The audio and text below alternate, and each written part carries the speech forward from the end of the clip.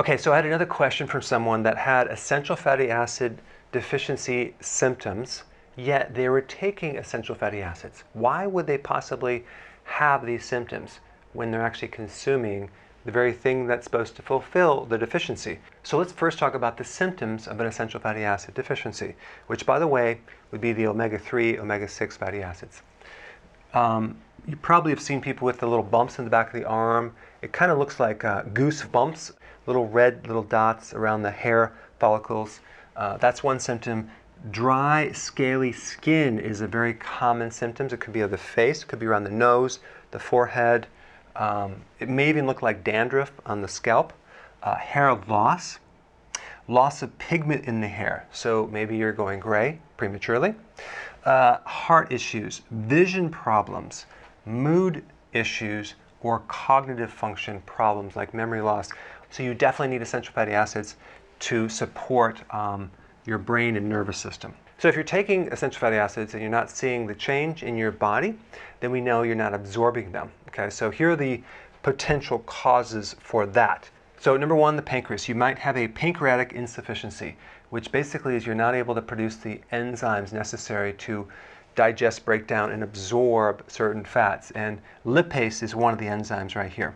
And for each one of these, I'm going to put a link down below to get more information.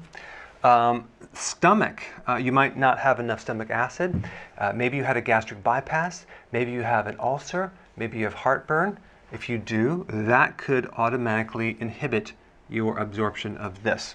So then we get to the intestines, which you could have IBS, Crohn's, some inflammatory condition of the intestine that could be blocking the ability to absorb. And this could have originated from some type of an infection or years of antibiotics, or consuming a lot of junk food, or consuming gluten, which could irritate the colon lining. And then we have the gallbladder. Okay, if you don't have a gallbladder, you're not going to have enough bile reserve to help you break down these fats. The liver makes bile, but it's concentrated from the gallbladder. You're going to produce and release some, but not the full amount. Or you can have a sluggish gallbladder or a congested gallbladder in which you're not going to release the full amount of bile. Okay, so that's another problem. And lastly is the liver. If the liver is damaged, as in having a fatty liver or an inflamed liver or hepatitis or cirrhosis, you're not going to be able to produce the amount of bile salts to be released and be stored by the gallbladder to be able to absorb these things right here. So I really think these last two are probably the most common.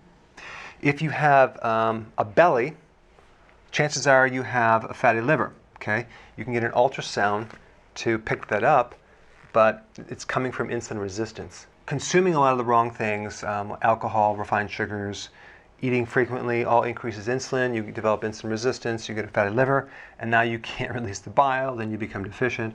Also, these two are tied in together. So if you have a fatty liver, chances are you're going to have a congested gallbladder because they're connected. Okay, they work together. And if the liver can't produce the bile, it's not going to be there in the gallbladder to be stored. And one of the big causes of gallstones is high levels of insulin that's coming from the insulin resistance. So these are the two areas that are most common. And I put a link down below of what I'm going to recommend if you have these right here.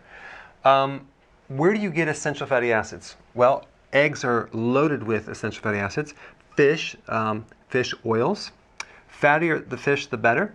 Olives, olive oil, vegetables, nuts, seeds like flax seed and certain chia seed, grass-fed animal products, grass-fed cheeses would have it. Okay, so I hope that answered the question of why you would actually have these symptoms despite taking essential fatty acids.